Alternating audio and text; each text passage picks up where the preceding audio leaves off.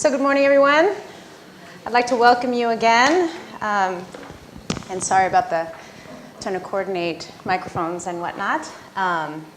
So as Mark mentioned, our other keynote speaker, Carlos Treto, is on his way and will be here later in the day, but we still have the privilege of hearing from Julia Zweig, who is the Nelson and David Rockefeller Senior Fellow for Latin American Studies and a director for Latin American Studies at the Council on Foreign Relations. She also directs the Council on Foreign Relations Global Brazil Initiative and Cuba in the 21st Century program.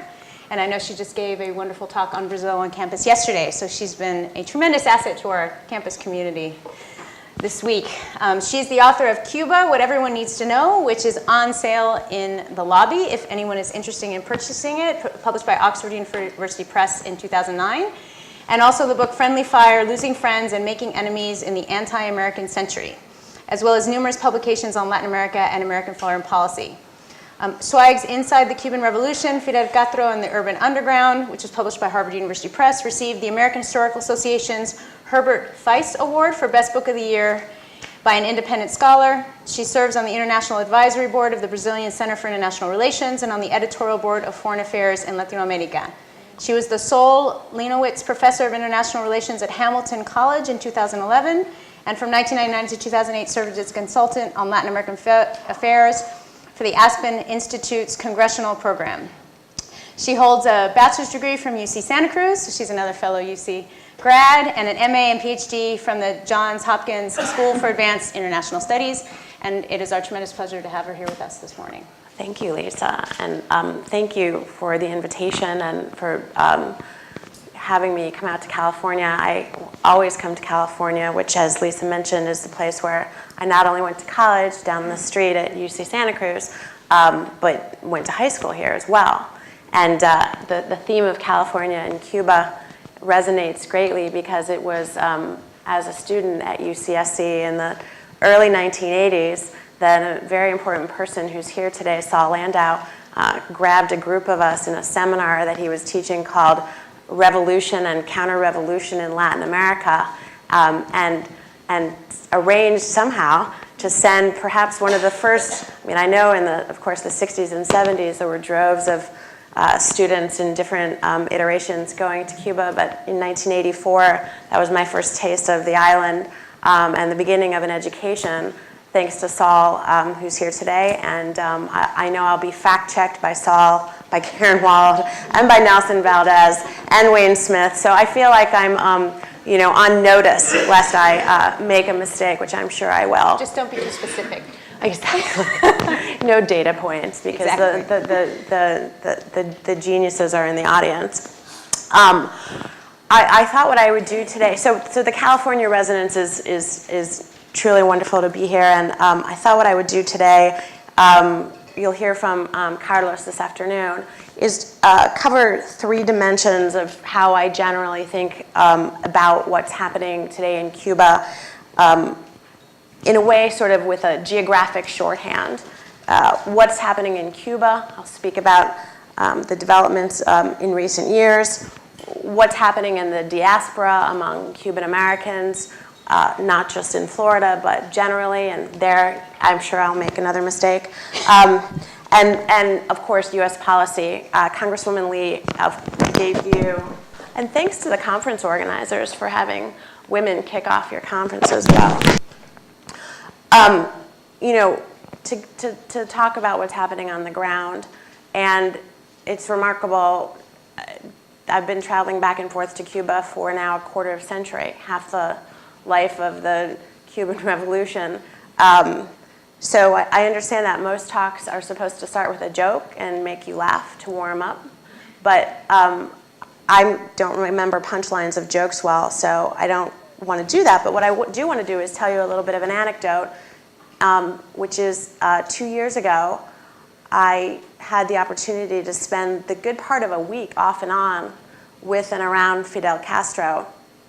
And that came about because a journalist by the name of Jeffrey Goldberg, who writes for The Atlantic magazine, at the end of the summer, August 2010, not long after Fidel himself had come out for one of his first public addresses since recovering from his illness, came and spoke for about 6 minutes, which was long for him, came out and spoke about his worry about the pending crisis in the Middle East and a potential nuclear conflict that President Barack Obama might be risking. Of course, Fidel understood the risks of being a young president and entering into nuclear politics, and he had something to say about the Middle East. And not long after that, Goldberg came out with a piece on the cover of The Atlantic magazine that said something like, "I'm worried too about the pending nuclear conflict in the Middle East." And Fidel, who reads voraciously still, called his ambassador in Washington and said, "Get me Goldberg. I want to talk to this man." And Ambassador Bolaños called me, and I don't know if it's why he called me, Jewish geography or something, but he said, "Julia, can you find Goldberg?" And in fact, I could, and within a couple of days, the two of us were sitting in the Miami terminal with the pink plastic-wrapped suitcases that all of you know, getting ready to board a flight to Havana, where we were picked up and rushed off. And then that afternoon, I think, or maybe the next day, we went to the Palacio de Convenciones, where Fidel has an office that he sometimes uses now, and spent several hours, followed by a lunch with Fidel, talking about the Middle East, talking about Fidel's sense of his own experience in Cuba growing up, around the idea of Israel, anti-Semitism. He was clearly sending some messages that he hoped that Jeff Goldberg would disseminate internationally. But at our lunch, after the main interview, I tried to get Fidel to talk about Latin America. This is a long anecdote, but I'll get to the punchline in a second. And I asked him, well, what do you make of what's going on in the region? Enough with the Middle East. Tell me about your own neck of the woods. And I wanted him to talk about Evo Morales and Chavez and Lula and his progeny, if you will, in Latin America. But he didn't really answer the question. So Goldberg, the journalist who just got more directly to the point, said, "So, you still gonna be exporting revolution in Latin America? The revolution, are you still exporting the Cuban model?" And Fidel said, and this was the sort of quote that rang around the world, "The Cuban model, it doesn't even work for us anymore." and Goldberg and I looked at each other like, did he really just say that? And that, of course, to Cubans in Cuba and to all of you who study Cuba closely, that was not news, but to the foreign press and to those of us that aren't immersed in Cuba, it was pretty stunning to have Fidel acknowledge what was not just an open secret, but sort of the daily currency of political life in Cuba today, which is how do we take what we've got, keep the good stuff, get rid of the stuff that doesn't work, and move on. And what is the legacy of the revolution for the second and third and fourth generations that are coming down the road? And that was that statement by Fidel preceded what was then the rollout by Raul Castro of a number of measures that had been test-driven in certain pockets geographically in Cuba and debated with the idea of building a consensus among the party within the broader population beyond the party. And where we are now on the island, and Congresswoman Lee alluded to this, we're 6 years since, just a bit over 6 years since Fidel stepped down and gave provisional power to Raul. Raul is now in his fifth year, it'll conclude in the beginning of 2013, fifth year of his first term as president of the country, nominated by the Council of State, elected by the National Assembly, and he is in his first term of what might be only 2 terms as Secretary General of the Communist Party.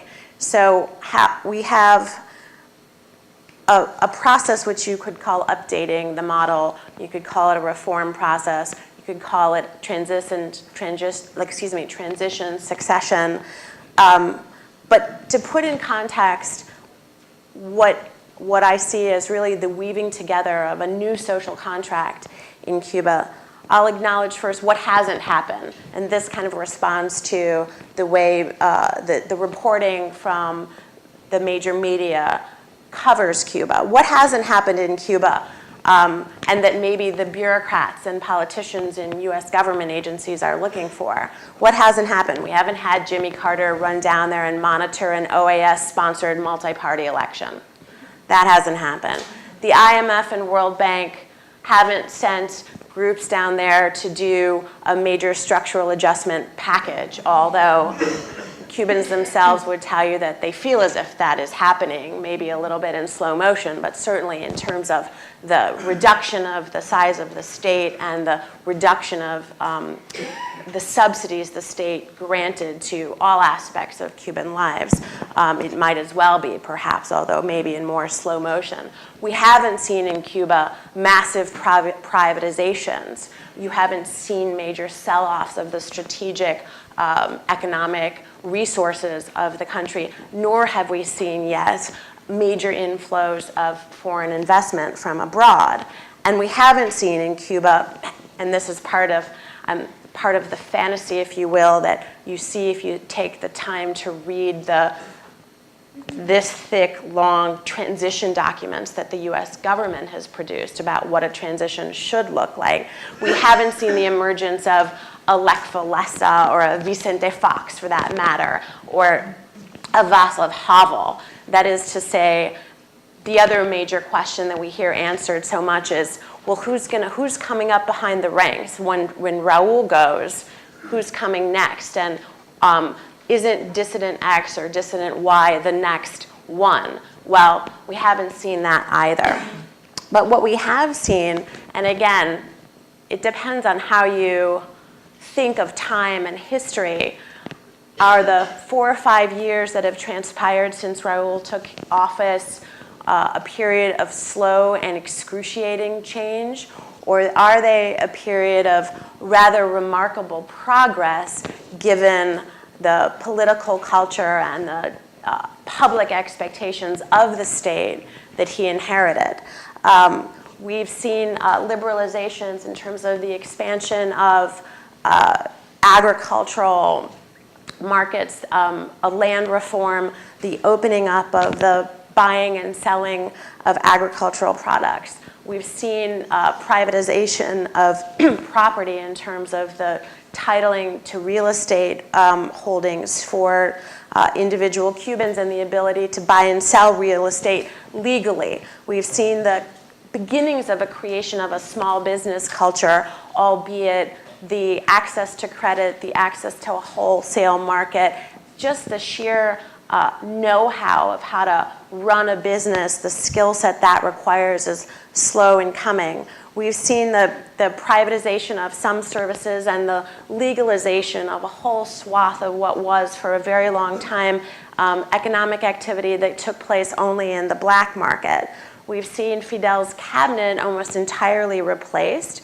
We've seen the cap on wages lifted. We've seen the beginning of currency reform, that is the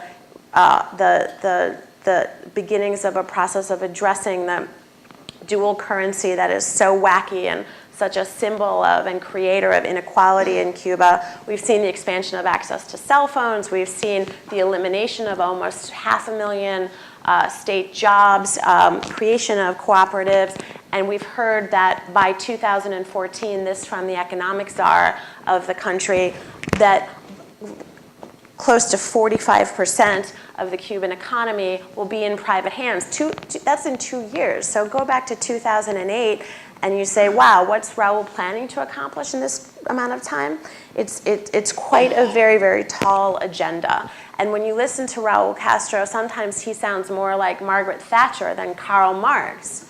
When he talks about efficiency and productivity and the accumulation of capital, not as an evil, but as a social necessity to reinvent and rebuild a social contract in Cuba.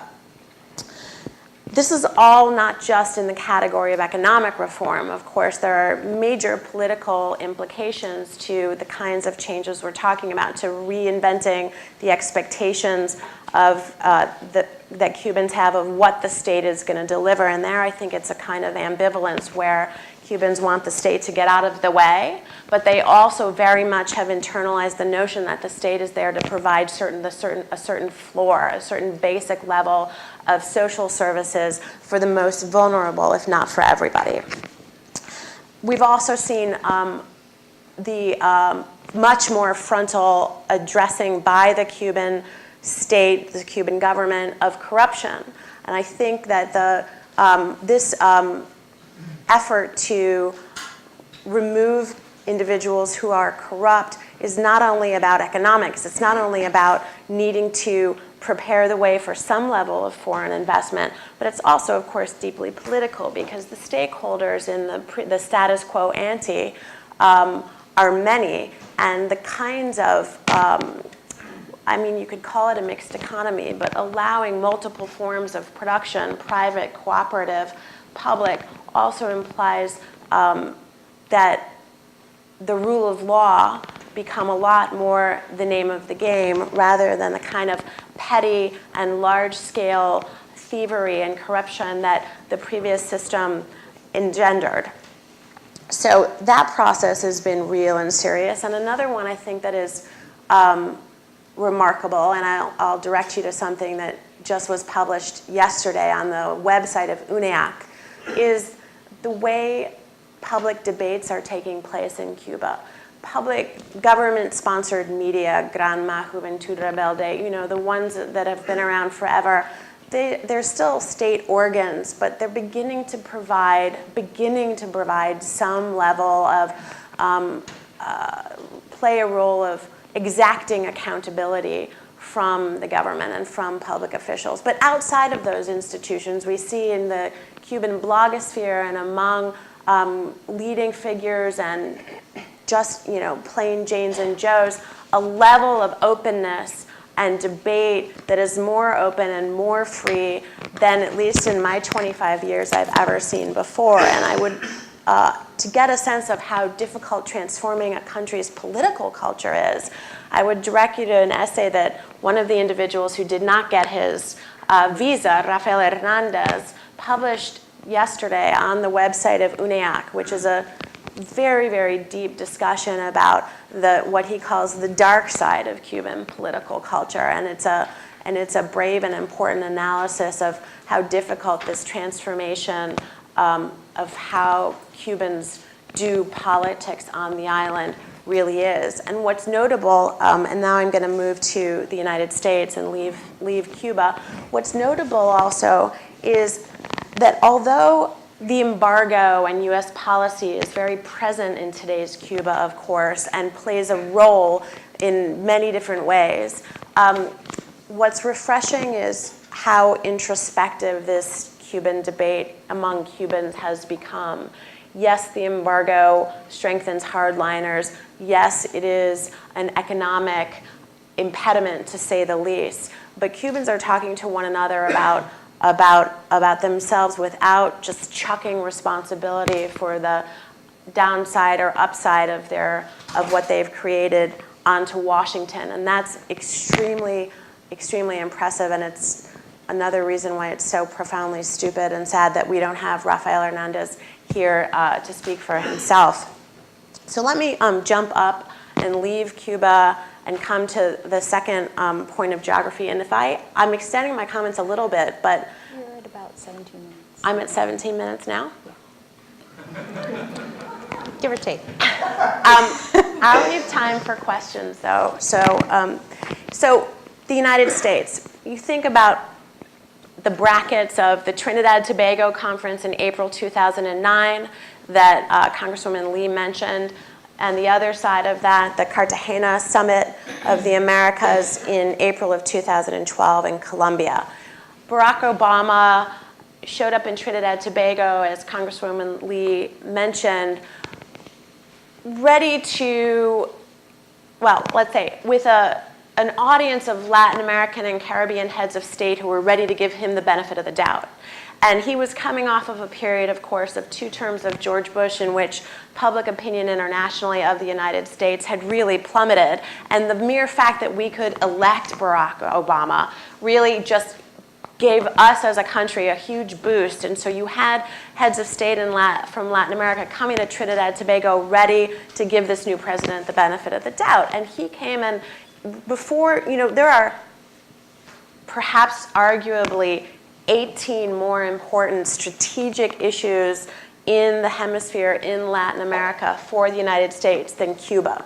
Cuba is very important in many ways, but it's not the only issue on the table. And nevertheless, heads of state under Bush, and then leading up to the Congress, to the conference in Trinidad, had made a very clear message sent to the White House: you all need to deal with Cuba. It's important to us. Symbolically, substantively. These are left, center-left governments in many cases in Latin America who have publics that care about Cuba for all of the historic reasons. And so Obama showed up in Trinidad and Tobago having just announced a teeny tiny package of measures related not to sort of broadly rewriting a new chapter on Cuba policy that he had promised, but liberalizing travel and remittances for Cuban Americans, and not much else. And fast forward, Trinidad and Tobago, 4 years later, Cartagena, and we have a United States that has lost that benefit of the doubt again when it comes to having failed to really move the ball forward on Cuba. I think the president was blindsided and very poorly staffed when he showed up in Cartagena and heard a unanimous, and now we're not talking just center-left governments, we're talking Santos of Colombia, Calderón of Mexico, and Piñera of Chile, and he hears a uniform message, which is, we've got to get the drug policy on the table. It's a significant problem. Let's talk about it. Roll up your sleeves, Mr. President. But what was the other major message? The other major message was Cuba. And there won't be another Summit of the Americas until Cuba is present. To say that Cuba has again overshadowed Washington's Latin America policy is to repeat only the same story that we've had for the last 50 years. And there have been, sadly, the reasons for that are, of course, domestic. We have the Cuban Five in Congress, the Cuban American delegation that is, thank you for giggling at that. We appreciate it. That, of course, has the capacity to throw sand in the gears and slow down what minimal political will did exist in 2009. But we also have an administration for which Latin America really matters almost not at all, that has been focused primarily on the domestic agenda of the economy, of job creation, of the recession, and obviously now on re-election. But internationally Brazil is the sixth largest economy in the world, and the potential for gains from deepening a relationship between the United States and Brazil are enormous, and yet it hasn't risen to the top level. So the risk-reward calculus in terms of taking on a domestic political issue like Cuba, or an issue that has been sort of mythologized into a domestic political issue, has really tilted in the direction of risk. But the foreign policy agenda of this president, as you all know, has been Iraq, Iran, Syria, Arab Spring, Afghanistan, not Latin America. Let me, however, just cover a little bit in a more granular level what has happened between the United States and Cuba. Just to run through it. We had the announcement in April 2009 that that Cuban Americans could travel and send remittances. Now, on that piece alone, what I think that has created is a dynamic in which Miami, to use that metaphorically, Miami is now far ahead of Washington in terms of what the Cuban American community supports and will support in terms of broader policy.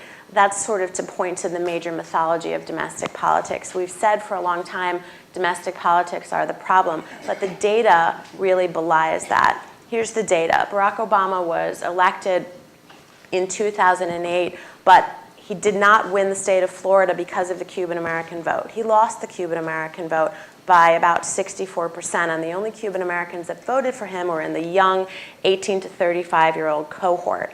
We're going to see a rerun of that again in 2012 when he will, like, if he wins Florida, it will, and the Hispanic vote is important, it will be the non-Cuban Hispanic vote that gets him to the 29 electoral votes. So he has much more space in terms of voting patterns than his political people inside of the White House will acknowledge.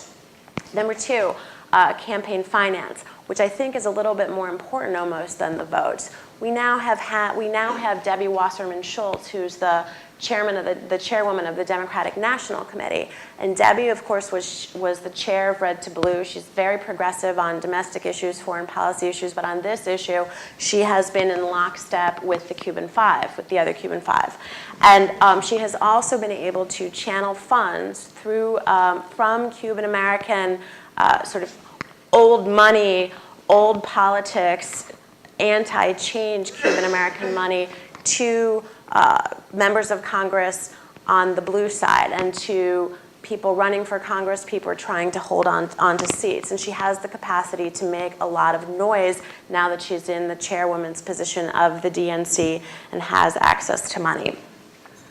Let me talk a little bit about Alan Gross. And because it is true that Gross's imprisonment has become the obstacle to moving forward. But you know, there's always, I don't want to sound at all derisive, there's always an Alan Gross problem in the bilateral relationship. We can point to decade after decade some major obstacle that one or the other government can point to as the reason why we're not going forward. And this time it's Alan Gross. Why did the Cuban government arrest Alan Gross? Well, my speculation about that is that Trinidad Tobago, Barack Obama's election created very high expectations. And the expectations was that if the President of the United States says he's ready to, that the policy has failed and he's ready to change it, that he's not going to simply allow to stay in place the Bush regime change programs that he inherited. But in fact, what happened is that the USAID programs, for which Alan Gross was a subcontractor of one of the biggest Beltway bandits that receives multi-million-dollar contracts for part of the subcontracting of American foreign policy, Gross himself had been part of that under Bush, and it continued under Obama, essentially with no accountability, with no real knowledge of what these programs were. And after watching him for 5 or 6 years commute in and out of Havana, use members of the Jewish community in the United States and down there to test drive this BGAN satellite wide spectrum SIM card that he was using, the Cuban government took this as an intrusion on, obviously a violation of its laws, but also a very clear sign that the programs put in place under Bush, there was no intention of them changing. So his arrest, in a way, is thought of as, or becomes a way to force the Obama administration to shine a light on these programs that it inherited. The fact that he is still in jail is incredibly sad, and also there have been numerous missed opportunities in which he could have been released. But what has been also true is that A, the programs have barely been reformed by the Obama administration. They are still in place. And B, there's been, and importantly, no real diplomacy but by the United States to actually get him out. No real diplomacy. Yes, Bill Richardson has gone down there with lots of publicity around him, and we've seen Chris Dodd and Senator Levin and Congresswoman Lee, and there hasn't been by the White House or the State Department serious diplomacy to get him out. The two governments at the beginning of the administration flirted a little bit after the Haiti earthquake with cooperation on public health grounds, for example, dealing with the major catastrophe there. Of course, you all know that Cuba has 10, 15 years of having a major public health network on the ground, and the United States was positively inclined initially to try to support Cuba's health network, but at the same time, and provision of health services to Haitians, but at the same time that we were talking to Cuba about how to actually construct something together, we continued back to those programs that Obama inherited to try to induce Cuban doctors to working around the world to defect. So the kind of cross purposes of just bloody contradictions of our policy were sort of ultimately unresolvable, and I think politically not digestible within the context of Havana, where you have a new president whose agenda is domestic by and large, and who has made a clear decision, not just this president, Raul, but others, that after 50 years, there's really no rush to cut deals with Washington in which Washington actually isn't putting anything really tangible on the table as far as change. So I'm going to stop there, and because I think you might have questions, and I would be happy to answer any of them. So thank you very much.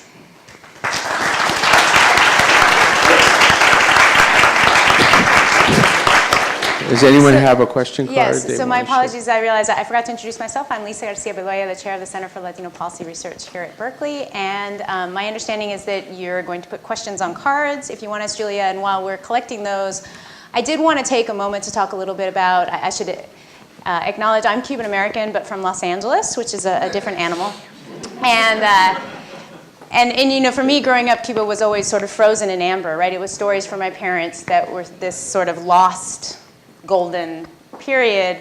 And it struck me this week as I was listening to the drama of trying to bring these Cubans here and to say we started planning this conference a year and a half ago, and it was really important to us from the beginning to have the Cuban perspective be present, right? Because part of the issue with this is that in the United States, we talk about Cuba sometimes often without Cubans in the room. And the embargo is what makes this happen, and I think first of all it's important to point out that what the Obama administration did in terms of liberalization is simply take us back to where we were before George W. Bush. So it isn't really a liberalization, it's sort of moving draconian policies back to semi-draconian.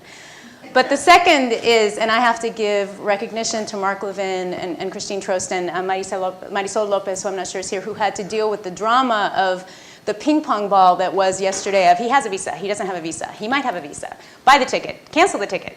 Buy the ticket. Oh my goodness, we have to get him on a plane. And I mean, the insanity of what it is to try to get Cubans to be able to actually talk about Cuba, in person in the United States, and that because of that, we see Cuba, I think, in this country as frozen in amber, and we see it as unchanging. And so I appreciate in your remarks of thinking about, to talk about what's changing in Cuba is really different from how we generally characterize what's happening there. And I think because of that lack of exchange, I'm sure if anyone ever approaches Christine and says they want to do a conference on Cuba again, she's going to run screaming from the room because she doesn't want to do this again. And so what happens is the only people involved in this are the ideologues on either side.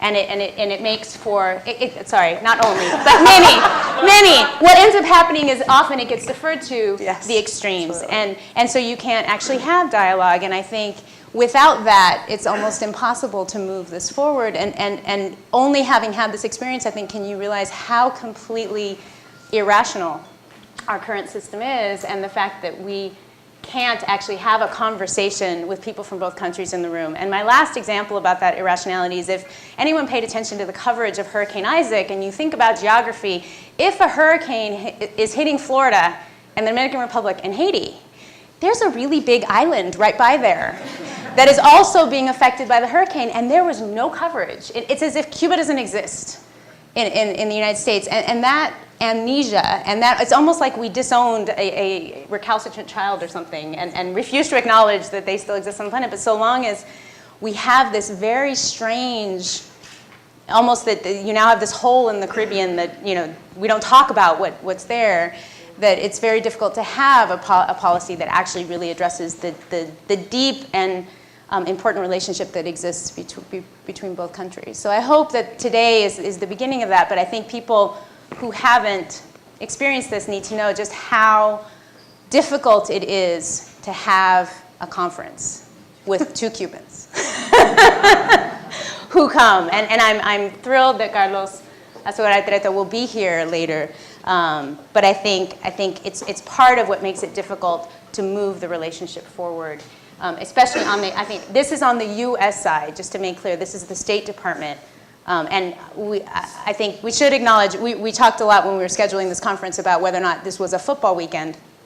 We didn't talk enough about the fact that it was going to be 40 days before a presidential election, and we were inviting two Cubans to come to Berkeley, which one could imagine perhaps had something to do. But the Cubans that got invited to the Latin American Studies Association conference last fall also got rejected, two of whom were Rafael and Carlos. So one of whom was Mariela Castro, nevertheless, Raul's daughter. Right. So can you square that circle?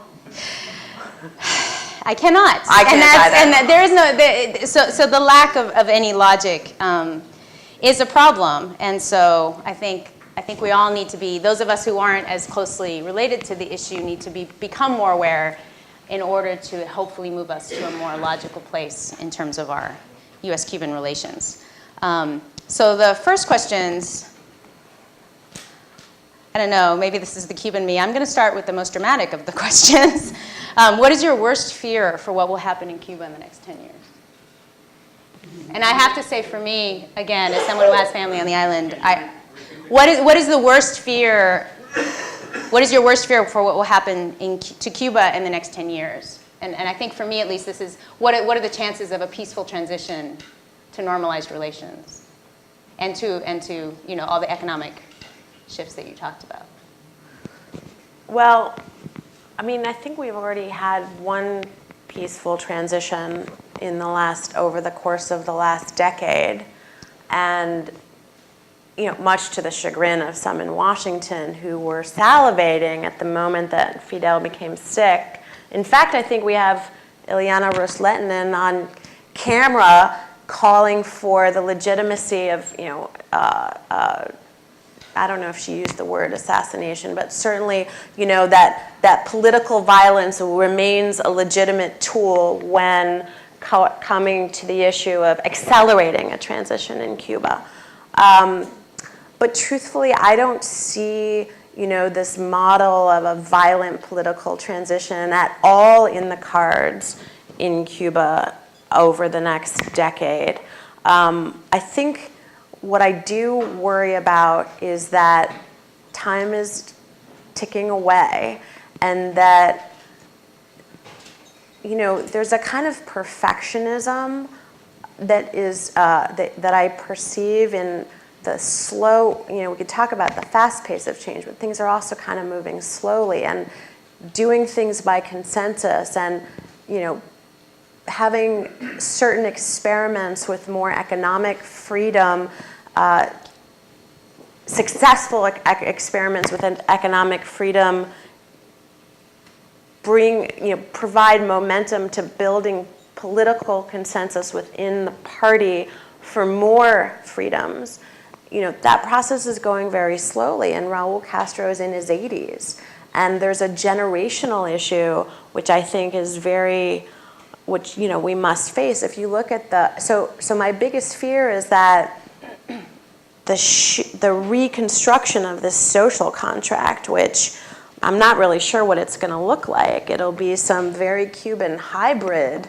That process won't have gelled enough by the time the founding generation really does leave the stage, and that there won't be if you look at who's in the Central Committee now and who's governing provinces and who are running ministers, you do see people in their 40s and 50s and 60s that clearly are the next generation.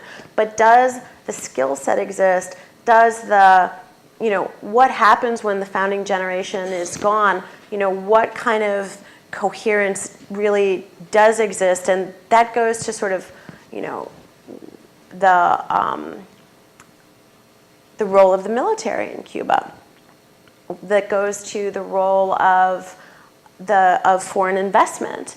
Are we going to see institutions that are solid enough remain post-Raúl that don't lend themselves to the kinds of criminal networks that are so present in Mexico, in Central America? I mean, right now, Cuba is kind of an island of relatively free of corruption, peaceful, stable, and not violent. And I think keeping the institutions together to keep that in place once the founding generation is gone, I mean, that I couldn't possibly guess. I could hope, but I can't guess at what that's going to look like. So we have a lot of questions about Gross and the Cuban Five. Okay. So I think maybe if you want to explain the non-congressional Cuban Five, who that is for those folks in the audience who don't know. And then just to talk about, we have sort of a number of questions to talk about how closely is the Gross issue connected to that of the Cuban Five, and the secondary is sort of what are the possibilities of resolution? Okay. Well, number one, and there are people who will get the facts better than I will on this. The other Cuban Five, 4 of whom are still in jail and 1 of whom is serving out parole in Florida, were members of Cuba's intelligence services who were sent to the United States, to South Florida in the 1990s to penetrate the exile organizations who at the time were carrying out terrorist attacks from the United States and Central America directed at Cuba's tourism industry. And the Cuban Five were highly trained agents I'm going to use the wrong word, people who were penetrated these organizations here to develop intelligence related to Cuba's own counterterrorism policies. Using with some information that they had gathered about, this is when Brothers to the Rescue was flying over, and that they had gathered when those organizations were much more active than they are now. The Cuban government decided to provide information to the FBI and to the White House that these individuals had gathered, and rather than go after the organizations that they had penetrated, the FBI in Florida instead decided to arrest them. And their trials were horribly carried out in a political environment, politicized environment. And the long and the short of it is that one of them is serving out, is it 3 years of parole? 2 years of parole, 3 years of parole in Florida. 4 of them remain in jail. Some of them are serving multiple life sentences. So that's just a story on who they are. And just remember, the Russian spy swap between the United States and Russia that happened a couple of years ago. The Israelis, gave up 1,000 people with serious violent records for one guy, and the United States is sitting on any movement around the Cuban Five. Now, the second part of your question is how is it related to Gross? Right. Or are they connected? What was the third question? I just want to make sure I... No, that was it. Oh. Resolution. Well, resolution. Thank you. you. Is it connected, and what is the likelihood that... Thank you. Well, so thank you. When Gross was first arrested, it's possible that the political calculus inside of Havana was, okay, this is great, we're going to use this guy to get the Cuban Five out and play out the string as long as it takes. But I don't actually think that initially what is now a very direct and very public linkage between the Cuban Five and Gross, I don't think that was top of mind initially when he was first arrested. But it became so the longer the diplomacy fell flat, the longer the United States failed to reform those programs. There was a period in, remember, because you said they went back to the status quo ante. I mean, it didn't even really get there, because the people-to-people programs that Hillary Clinton promised, making reference to her husband's administration, those actually have never seen the light of day. We have a much more restricted version of those people-to-people programs that was announced a full year after Gross had been in jail. So Gross initially in that first year didn't stop the process of talks over Haiti cooperation, of the interagency process of figuring out how to expand people to people a little bit. It didn't stop some of the other, small scale, not small scale, important symbolic steps that happened. For example, no, I'm sorry, the Juanes concert was before he was arrested. Anyway, we had a kind of cultural and educational opening even as Gross was in jail. But as the United States would sort of repeatedly go to Havana and directly or through its interlocutors say, just release him unilaterally, and then we'll begin to consider a smorgasbord of issues that we know you want us to address. That was kind of the approach. Release him unilaterally and we'll think about taking you off the terror list. Release him terrorist list, the State Department terrorist list. We'll do all of these things if you first do this unilaterally. And oh, by the way, we might consider some of the spouses getting to visit, and maybe we'll let one of them serve out his parole at home. The United States kind of opened the door to a Cuban 5 discussion, and Havana definitely walked through that door, and walked through that door in a way that I think is entirely logical. So entirely logical that if you're going to put the Cuban 5 on the table, man, well, we are too. So by sort of 3.5 years into the Obama administration, when no real diplomatic framework for going forward was ever put on the table, when the United States, as Wayne, I forgot to acknowledge Wayne, who was my professor once I was doing my PhD, none of the initiatives that could have moved forward were put on the table. What happened was the Cuban 5 and the Alan Gross issues became sort of the only show in town. And the last point on this, and this goes to the other Cuban 5, is after the sort of, let's call them people-to-people light programs were put back on the table in 2010, or the regulations were reissued, and Gross remained in jail, the public word on the street in Washington was, well, we want to do a lot more, but until they release Gross, we just can't do it politically. And that sent the message to the Cuban 5 on the Hill that the last thing they should do is create the conditions for Alan Gross to be released. The last thing they should do is allow those regime change reform programs to be reformed. Because with Alan Gross's release, by God, it looked like the Obama administration was actually willing to do a lot more on the bilateral front. So the status quo, those who sort of want the status quo to keep in place, also came to have a stake in keeping Alan Gross in jail. And please don't misconstrue my comments. I very much hope, and have every time I talk to Cuban officials, encourage them to release the man, because I don't think that there's anything to gain by keeping him in jail. And I suspect there are some on the island who also have a stake in the status quo too. I mean, that's just basic politics. So someone asked, what are some of the problems that Cuba may face? Congresswoman Lee talked about lifting the embargo if the United States were to lift it tomorrow. What are some of the problems that might arise if you suddenly did have open relations between the U.S. and Cuba? Problems. Those are problems I would like to have. Well, just saying, would it negatively or positively affect the future economy? Would it be stabilizing for Cuba? Would it be? Well, I mean, Cubans tell us all the time, bring it on. We can handle it. We can handle it.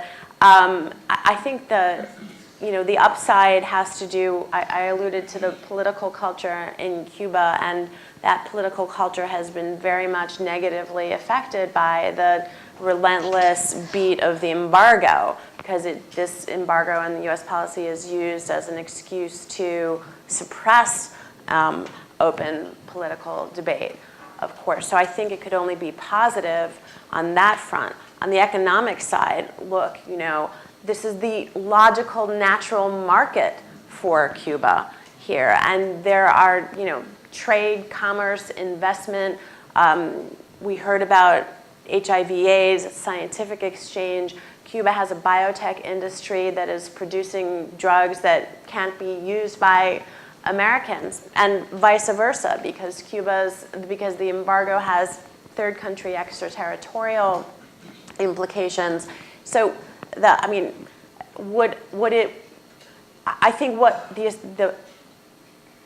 if the current government is in place whenever it is that the embargo is lifted, I wouldn't expect, just because we lift the embargo, for suddenly Havana to just say, okay, come on down, anyone that wants to. Probably in terms of tourists, absolutely yes.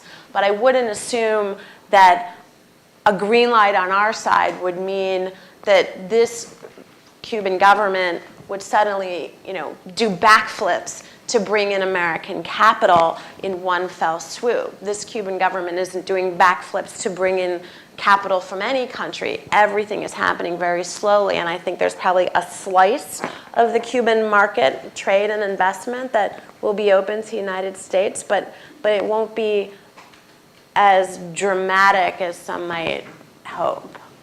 So our last question is from someone with absolutely beautiful handwriting who managed to get a whole heck of a lot on a card. So it's long. So it's a comment and a question. It's an academic question with 4 parts. So, as they tend to be. Who are you? Yeah, beautiful handwriting, but a good question. So what are your thoughts regarding, so you're going to have to go through, sit through the whole thing, it's long, I'm just going to read it. What are your thoughts regarding how Raul Castro's new economic reforms could influence social inequalities and further widen income gaps, given those who have the ability to create and or sustain a business venture are those who already have a certain level of capital or economic stability, and those who don't already have these economic means have more challenges and limited opportunities to enter into a business venture? So the answers to the questions are embedded in the question. So I guess Which I is could why just it's read an academic this question. back to you. Yes. Or do you agree with the answers to the question that are embedded I think in there's the question? already a lot of data and evidence showing that one price of this change process that's unfolding is greater inequality, and that access to capital. We call it remittances, but Cuban Americans are investing in their own families and in the sort of small level of small businesses that are emerging there. So we all know that not everybody in Cuba has Cuban American family members that have the capital to invest.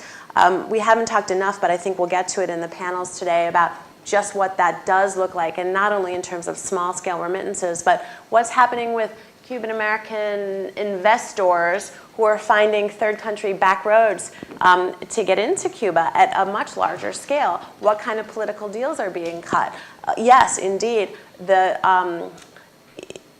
It's like here, it's easy to start a business. Well, Romney says just get money from your parents. But it's easier to start a business if you already have a little nest egg to start a business. And obviously that's the case in Cuba too. And I think one of the sources of dragging, slowing down this process actually is that Cubans, it's hard to generalize, but that there is a resistance because there's such a commitment to the social justice components of the 50 years of that revolution. There is a very strong worry that sustaining that cohesion of the last 50 years will be very tough as inequality grows.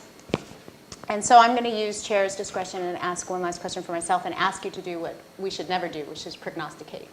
But what are the chances that you think that if we have a second Obama administration, and he is somewhat freed from the electoral considerations that have been referenced, although I don't completely agree that Florida is. Anyway, what are the chances that we'll see some real movement? Or do you think that so the first level is, will Latin America sort of increase in prominence? And secondly, if so, will there be actual change on Cuba policy, you think?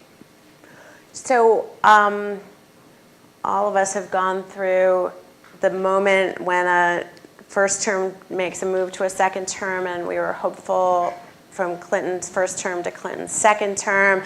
We've lived this, right? I am a glass half full person, and I will say back to the 2 summits that bracketed this first term, that Cartagena summit was finally the kick in the you-know-what that did give real pause to some in the administration.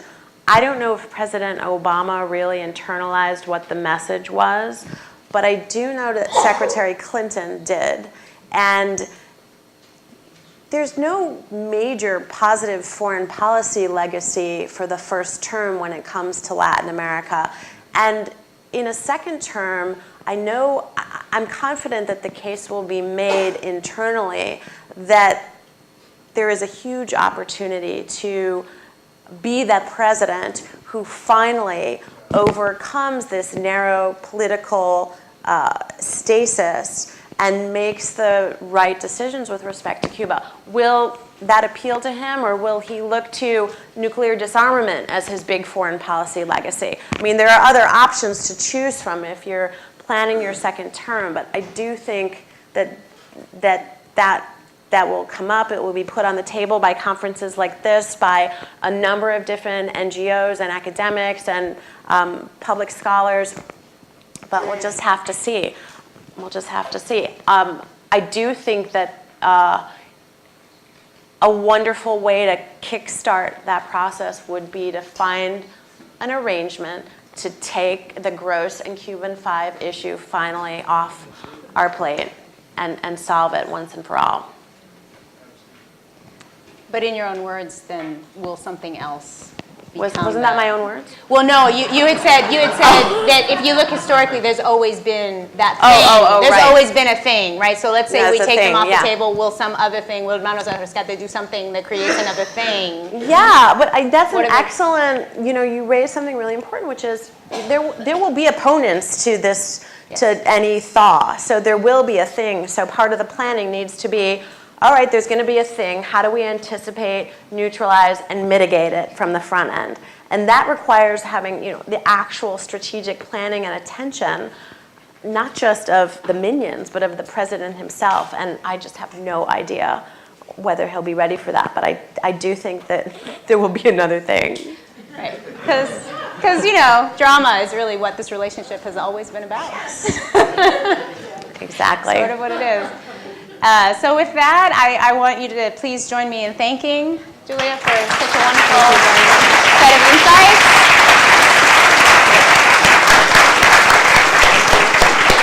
Thank you to all of you for such thoughtful questions, and my apologies to those of you for whom we were not able to get to the ones that you provided.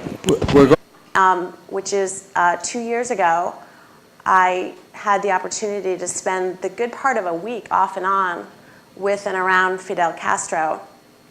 And that came about because a journalist by the name of Jeffrey Goldberg, who writes for the Atlantic magazine, at the end of the summer, August 2010, not long after Fidel himself had come out for one of his first public addresses since recovering from his illness, came and spoke for about 6 minutes, which was long for him, came out and spoke about his worry about the pending crisis in the Middle East and a potential nuclear conflict that President Barack Obama might be risking. Of course, Fidel understood the risks of being a young president and entering into nuclear politics, and he had something to say about the Middle East. And not long after that, Goldberg came out with a piece on the cover of the Atlantic magazine that said something like, I'm worried too about the pending nuclear conflict in the Middle East.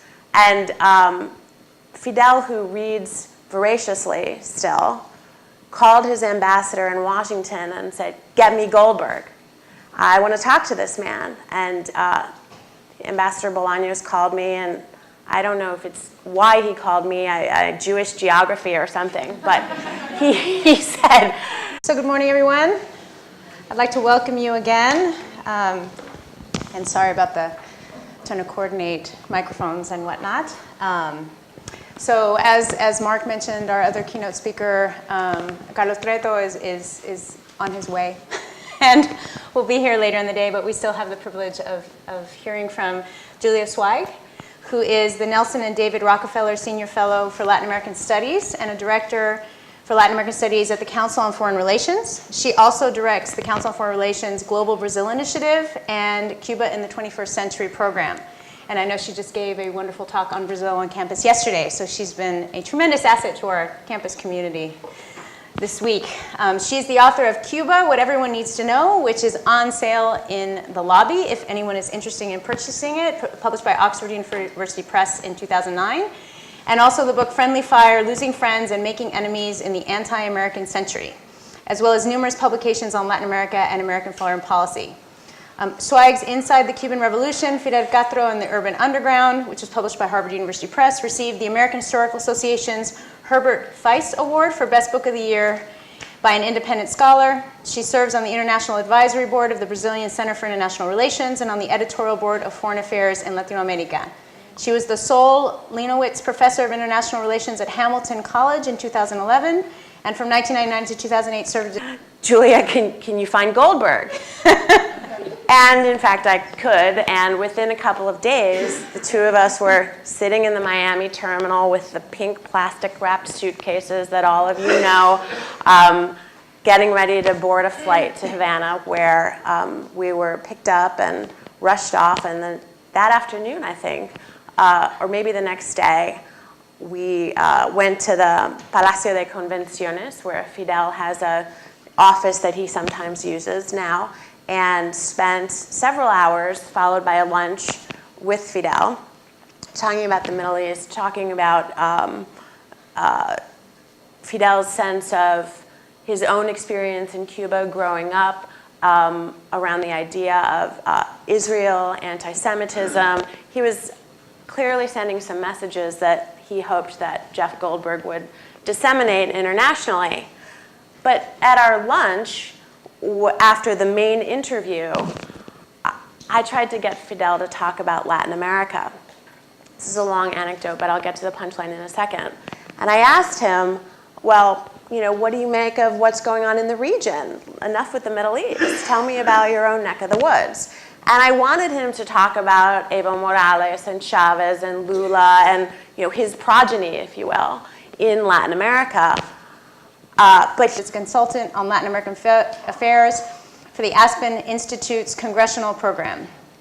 She holds a bachelor's degree from UC Santa Cruz, so she's another fellow UC grad, and an MA and PhD from the Johns Hopkins School for Advanced International Studies. And it is our tremendous pleasure to have her here with us this morning. Thank you, Lisa, and thank you for the invitation and for having me come out to California. I always come to California, which, as Lisa mentioned, is the place where I not only went to college down the street at UC Santa Cruz, but went to high school here as well. And the theme of California and Cuba resonates greatly because it was as a student at UCSC in the early 1980s that a very important person who's here today, Saul Landau, grabbed a group of us in a seminar that he was teaching called Revolution and Counter-Revolution in Latin America, and arranged somehow to send perhaps one of the first, I mean, I know in the, of course, the 60s and 70s there were droves of students in different iterations going to Cuba, but in 1984, that was my first taste of the island and the beginning of an education, thanks to Saul, who's here today, and I know I'll be fact-checked by Saul, by Karen Wald, and by Nelson Valdez, and Wayne Smith, so I feel like I'm you know, on notice lest I make a mistake, which I'm sure I will. Just don't be too specific. Exactly. No data points, because exactly. the geniuses are in the audience. I thought what I would do today, so the California residence is truly wonderful to be here, and I thought what I would do today, you'll hear from Carlos this afternoon, is cover three dimensions of how I generally think about what's happening today in Cuba, in a way sort of with a geographic shorthand. What's happening in Cuba, I'll speak about the developments in recent years, what's happening in the diaspora among Cuban Americans, not just in Florida, but generally, and there I'm sure I'll make another mistake. And of course, US policy. Congresswoman Lee gave you, and thanks to the conference organizers for having women kick off your conference as well. You know, to talk about what's happening on the ground, and it's remarkable I've been traveling back and forth to Cuba for now a quarter of a century, half the life of the Cuban Revolution. So I understand that most talks are supposed to start with a joke and make you laugh to warm up, but I don't remember punchlines of jokes well, so I don't want to do that. But what I do want to do is tell you a little bit of an anecdote